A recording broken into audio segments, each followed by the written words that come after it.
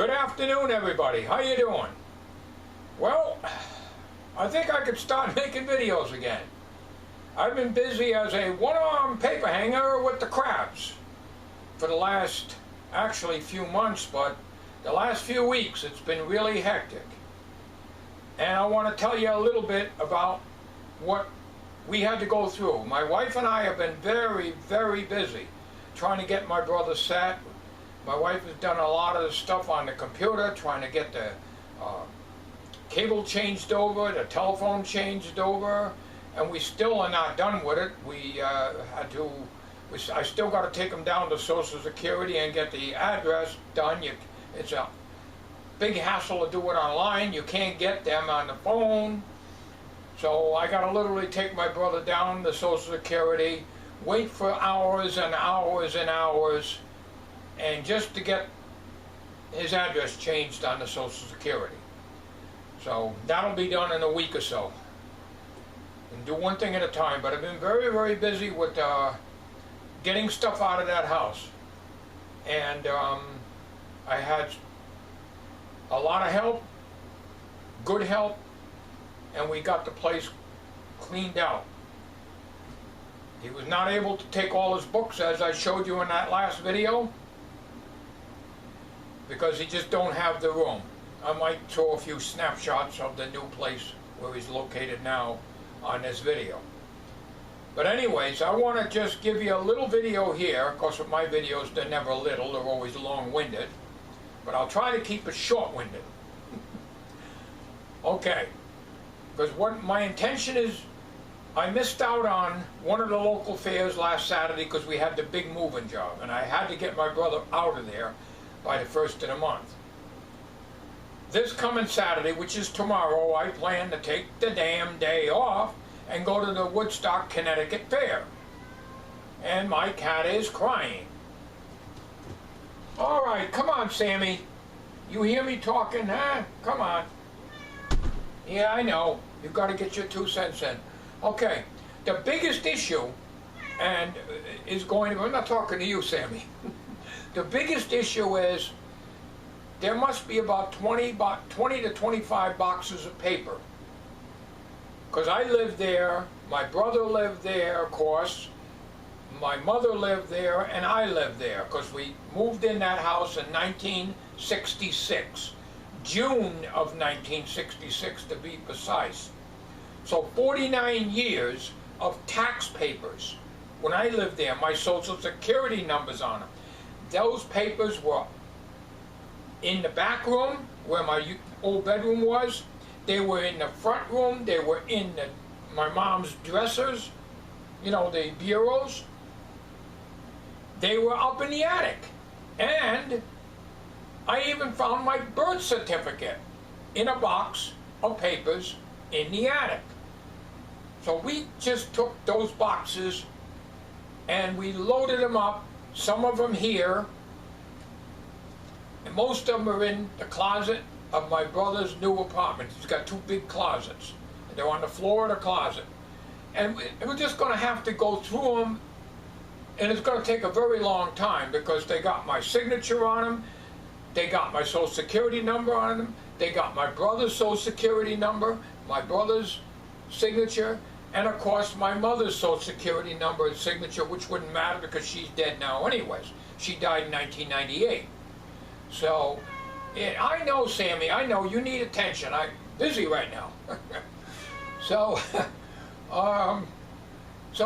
that was a hassle. I had to take all that stuff. You just can't. They had a big dumpster out in the back of my brother's old house.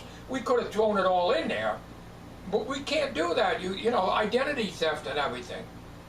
I don't think it would matter with my Social Security number for my mother because she's gone anyways, but my Social Security, because I have tax papers, H&R Block, when I lived there in the 60s and 70s. So all my tax information, some of them I brought back here, and I'm going through it. And then as I go through it, I run it through the shredder. So that's a big hassle. Then I had to take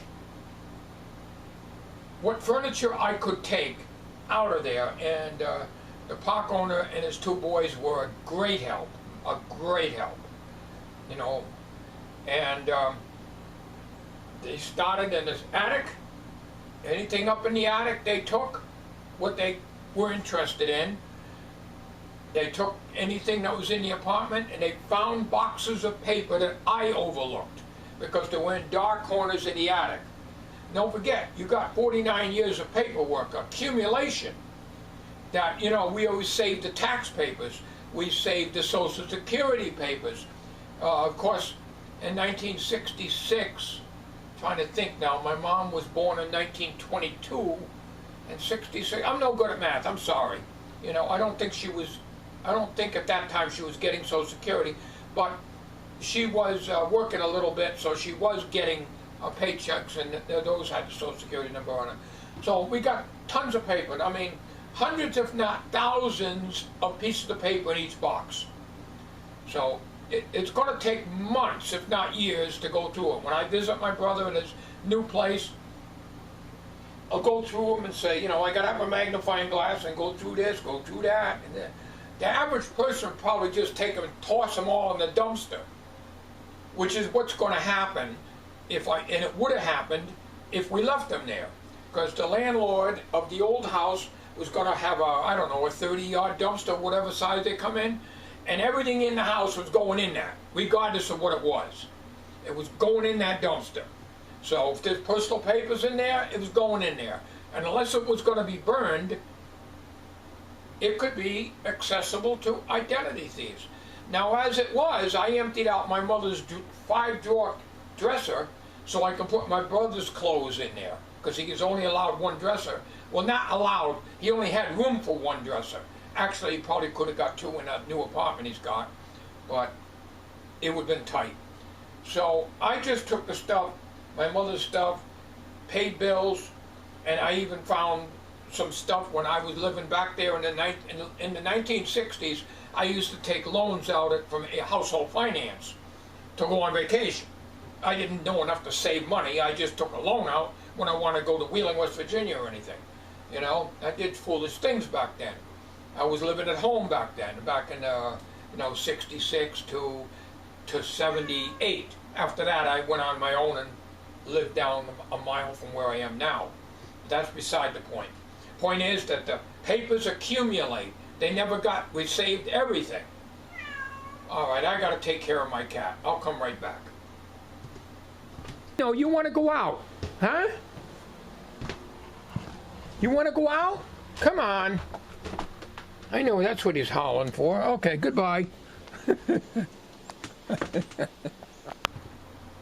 All right, so this video is going to be too long again, but this is an update of the house situation. I want to show you a few snapshots of his new place.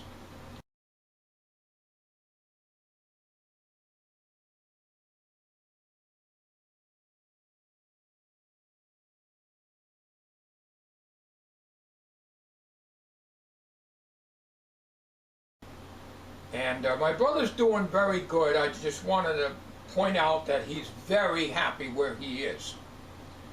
He has freedom. He has people that'll look out for him, you know. And some of them drink, but if they need, he needs anything, they go to the store for him and pick up items for him. And I stop there almost every day.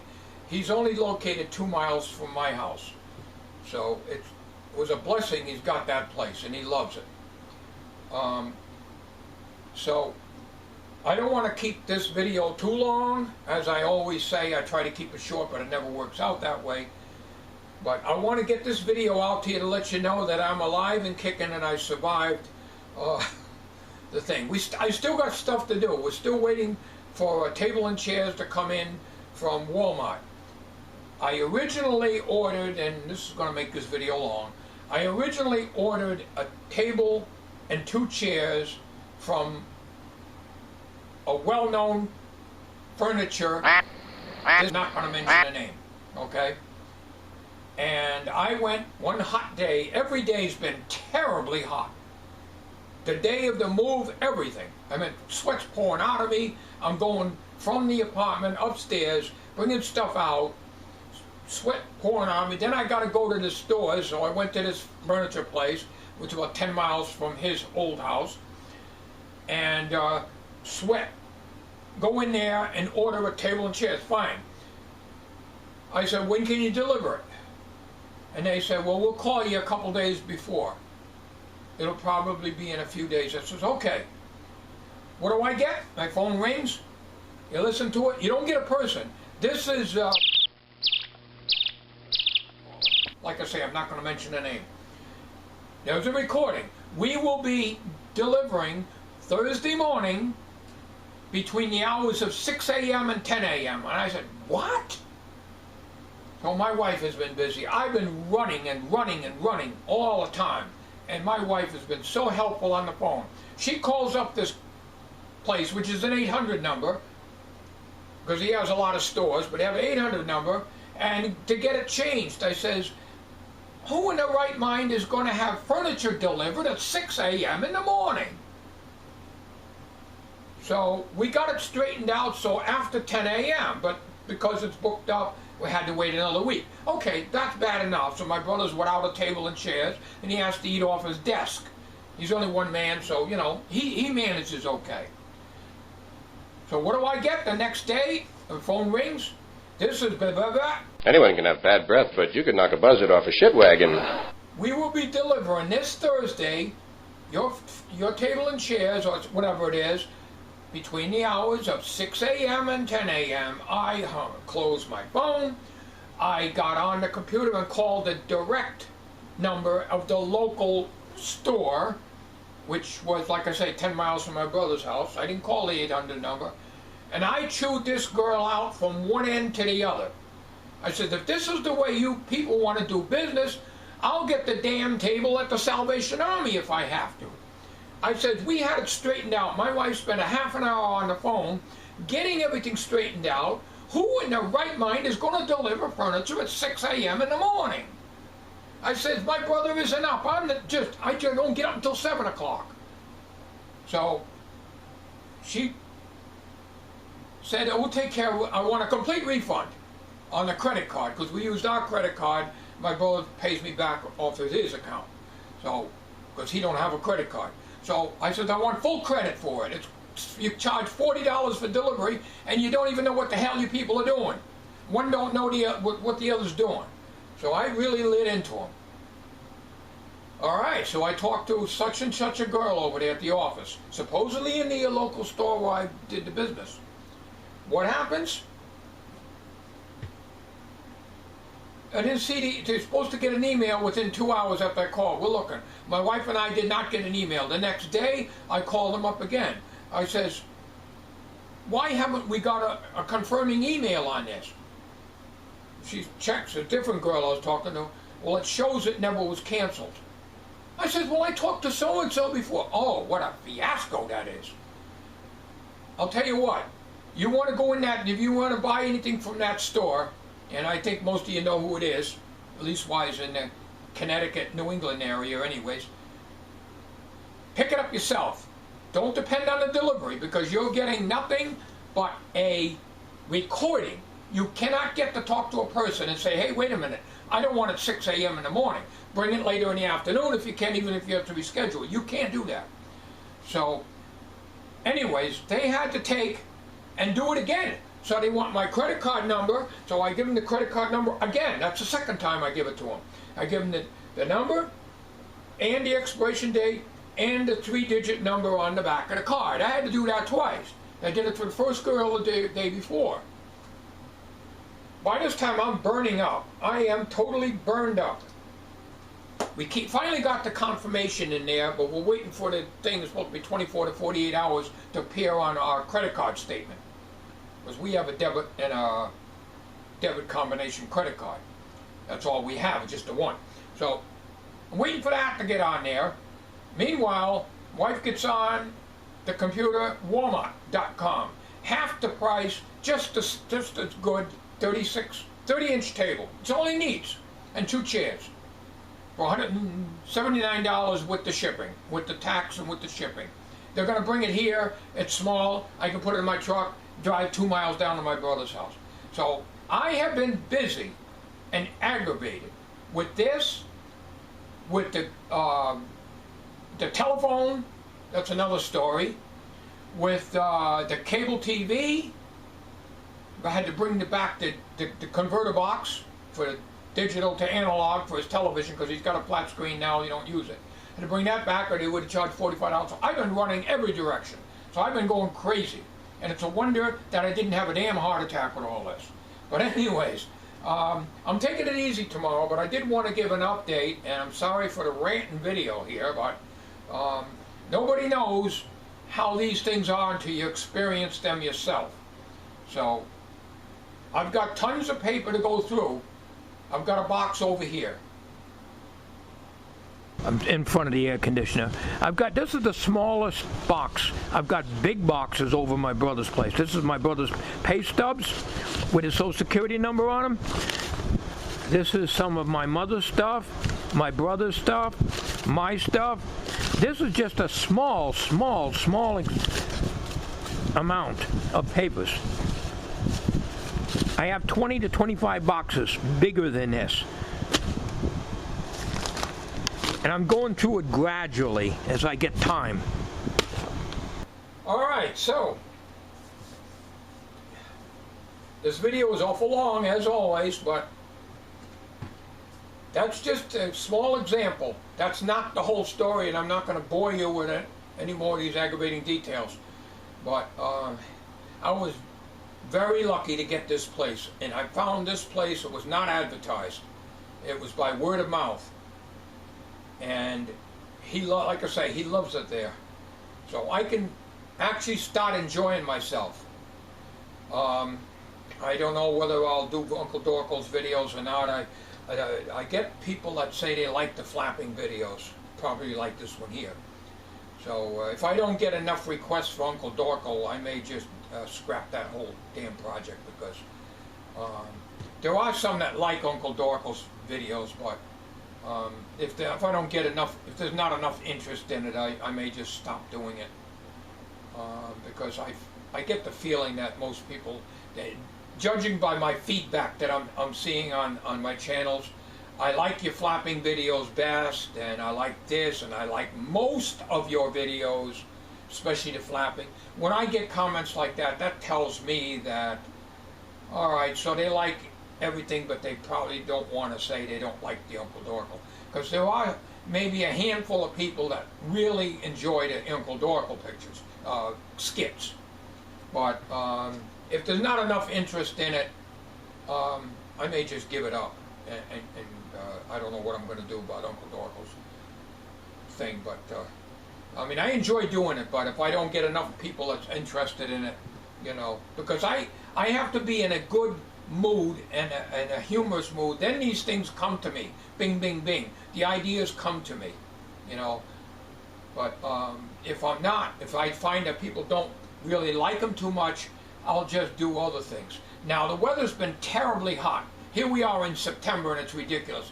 It's going to be hot in the fair, but the humidity is going to be low. I will be making some videos of the fair, but it's pretty repetitious. I think it was last year I had a bad experience with strawberry shortcakes. I'll probably take the Kodak, which is what I'm using now. It's so easy. I just stick it in my pocket. No big bulky stuff to carry. And just walk around and enjoy the fair. And I go early. I leave the house like 7:30, 8 o'clock in the morning. Takes me an hour to get up to the fair from here. And I go there, and then when it gets around 2 or 3 o'clock in the afternoon, or even before then, it starts getting wall-to-wall people. And I can't stand the crowds. I never could. And the older I get, the worse I am. So I get out of there. I don't stay for the shows, because in these fairs around Connecticut now, they no longer have country music. They have so-called country music. All this modern stuff from Nashville. And that's why the fair prices are like $12 to get into the fair and $5 to park. But I get in for, I think it's $9 senior. I like the fairs, but you can't. There's no such thing as a country music band anymore. You know, they used to be, but no more. So all that entertainment usually starts 5, 6, 7 at night. I'm long gone from there at that time. I enjoy the tractor pulls, the antique cars, the farm machinery, and stuff like that, and anything else that's of interest. So my next video will be something on the Woodstock, Connecticut Fair. I'm not sure, but I wanted to get this video out to you as long-winded as it is. At least you have a video, and you don't have to watch reruns all the time. Thanks for watching, folks. You have a good day.